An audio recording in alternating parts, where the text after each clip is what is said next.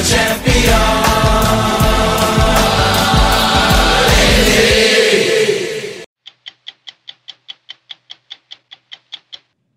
There aren't many basketball stars who step off the bench and directly into the dictionary, but that's what happened last season when a third-string guard for the New York Knicks named Jeremy Lin spawned something so new, so crazy, so outside the realm of rational explanation that it demanded its own word, Linsanity. For a few weeks, the entire professional basketball world was in the throes of this Harvard-educated Asian American who battled his way through racial stereotypes to become a shooting star. The story will continue in a moment.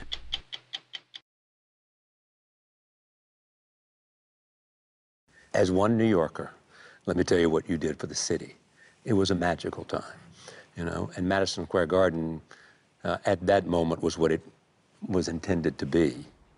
Well, I appreciate that. Look who's coming in. Jeremy Lin. Jeremy Lin was the 12th man on a slumping, injury-riddled 12-man team last season when the New York Knicks coach Mike D'Antoni put him into the game and into basketball history. Get it to the basket, reverse layup, he puts it in. What a play for Jeremy Lin. Gets to the rim, puts it in, and a foul. Wow! 25 points, 7 assists, and a Knick victory. Then he did it again in the next game. And then again. Nobody stopping Jeremy Lin on that play. That stretch, that was the most fun I've ever had in my life. That's what athletes want. One-to-one with the fans, playing at their best in a place that is a cathedral. I agree. Can you believe this is happening to you?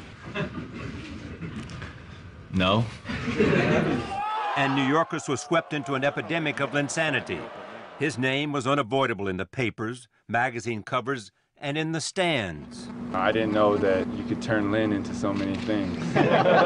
League officials, like Commissioner David Stern, knew a good thing when they saw it, even if they had trouble understanding just what it was. We couldn't even figure it out. We couldn't get enough Jeremy Lin material in the NBA store fast enough, and when we did, it was just gone in minutes. You've never seen anything like it? No, but we enjoyed it.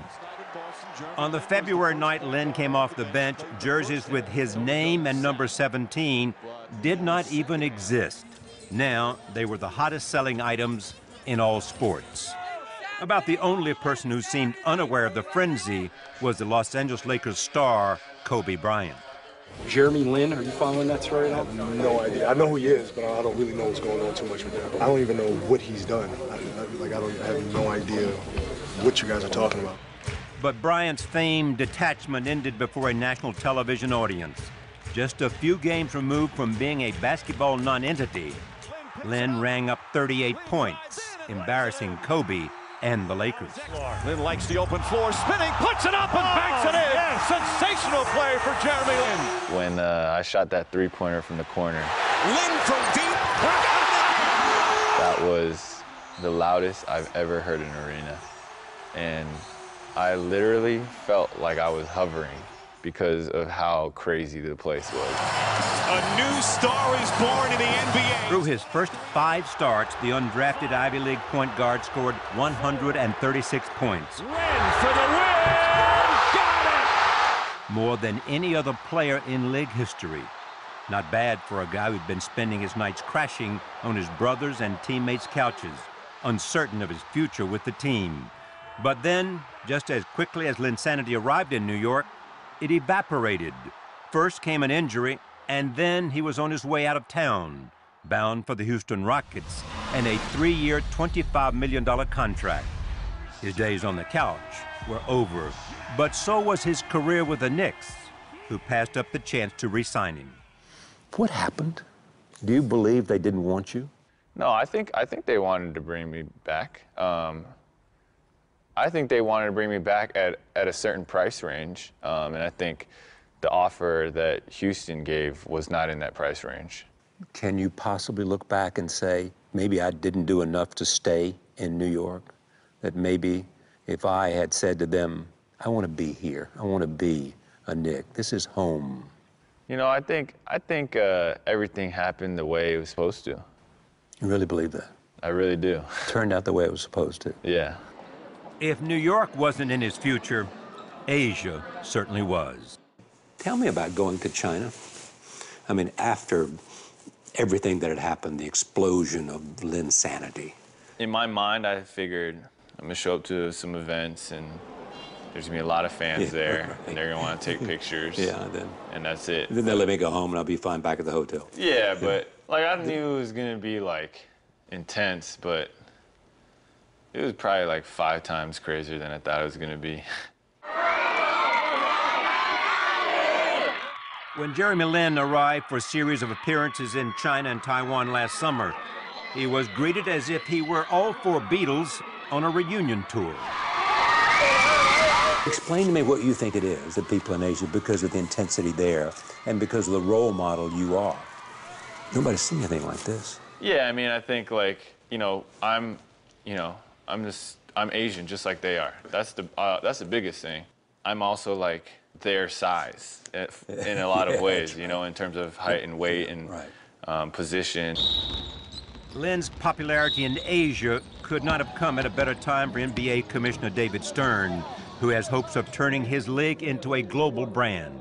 When you look at your interest in basketball being an international sport, does this does this give some velocity? You mean you think that because China has 1.2 billion or 1.3 billion people, and half of them under the age of 25, and many of them bouncing basketballs? Yes.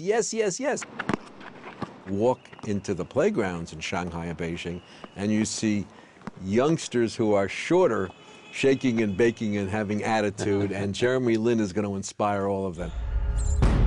But it's not only the gospel of basketball that Jeremy Lin wanted spread in Asia.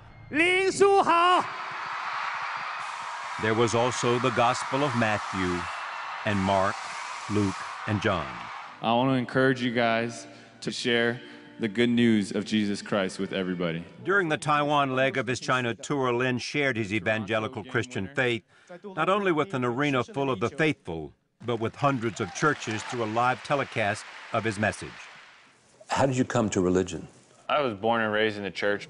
God was supernaturally using me on the court. It gives me purpose for, what I do, and gives me guidance on how to live my life and what kind of person that I want to strive to become. And it helps you now deal with insanity. Yeah, I think. God says, don't let it go to your head. I mean, that's one thing. There's a lot of temptations. There's a lot of different things that are going on, and there's just too many ways in which faith plays a part in the grand scheme of things. He's deeply religious. And we like that. Jeremy's parents, Shirley and Jiming, immigrated to the United States from Taiwan in the 1970s. Both engineers, they raised their 3 American-born sons, Josh, Jeremy, and Joseph, in Palo Alto, California. Education was the top priority in the Lin household. Turn it off, Daddy. But Dad's fascination with the NBA infected Jeremy, and soon he was asking his parents if he could give up piano lessons to focus on basketball.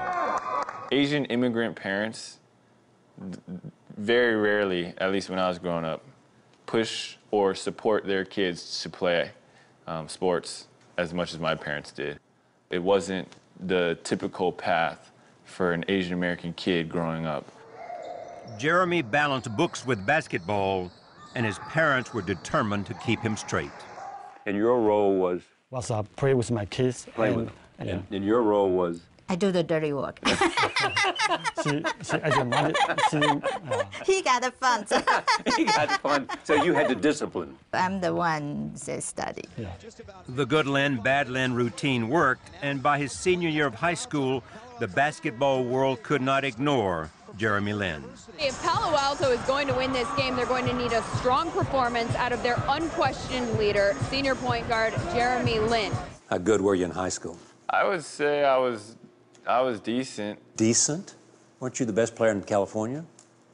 Well, I got that award. Doesn't mean I was best player. I think that had a lot to do with my team's success. He was named California Player of the Year, and he could pass and shoot. Plus, he was incredibly fast. But when it came time to look at colleges, not a single Division I program came calling with a scholarship. Not one Pac-10 team? No. Not UCLA, not Stanford, your hometown? No. What do you think they didn't see? Well, I think the obvious thing is, in my mind, is that I was Asian American, which, you know, is a whole different issue. But that's, I think that was a barrier. When you say because you're an Asian American, what is that? But there's nothing about being Asian American that doesn't give you the ability to play basketball. Yeah, I mean, it's just, I mean, it's a stereotype. Stereotypes are nothing new for Lin. Growing up, he was often the only Asian player on his teams and frequently heard racial slurs from opponents on the court. What would they say? What kind of things? Pretty much anything you could think of, from stereotypical, you know, Asian food. Yeah. You know, making fun of my complexion, my skin color, or, you know, the way Asians look. Pretty much everything. Lin believes that if he were black or white, he would have had multiple scholarship offers, including one from his hometown's Stanford University. But Stanford's offer was for a walk-on opportunity, while Harvard, like all Ivy League schools, could not offer a sports scholarship. It did offer a place on the team. Were you happy that he went to Harvard? Oh, we love it. So better there than go to a big basketball school. Yeah, I think so. How about him, though? But because he loved basketball. Harvard offered him to be in the team. Yeah. So I think that would be a good choice. Other than that, Harvard also had better academic than Stanford. Yeah, and then they're both pretty good. Both pretty good, yes. But even in ivy-covered Cambridge, some things hadn't changed. They'd even gotten worse. You know, college environment usually very hostile. So he got a lot of name calling, things like that during the game. Bad names? Bad names, like a racist. I think first you heard it make you uncomfortable. It's like, wow, you know, where's that come from? But then later on, he got more, you know, mature. I mean, there are times when people say stuff and I just laugh. You know, all I do is laugh and move on and just not say anything and just forget about it. It made me a stronger person. It didn't get you down? It did, but now it doesn't really bother me anymore. What did bother him was that after leading the Harvard team in scoring, rebounding, assists, and steals, not one NBA team drafted him. Do you think there was ever any discrimination against him because he was an Asian American? I think in the rawest sense, the answer to that is yes. In terms of looking at somebody who comes out of, I don't know whether he was discriminated against because he was at Harvard, yes, or because he was Asian. In other words, it's a kind of prejudgment about him that he can't be that good because he doesn't have the same background as others. Correct. In Houston, the Rockets and their fans have embraced Jeremy Lin. He has settled in as an above-average NBA guard and the face of his franchise, complete with endorsement deals for sneakers and Swedish sedans. He's even made a documentary about himself. And on the Rockets' first trip to New York earlier this season, Knick fans showed their appreciation for his brief moment in the stratosphere. And guard at 6'3" from Harvard, number 7, Jeremy Lin.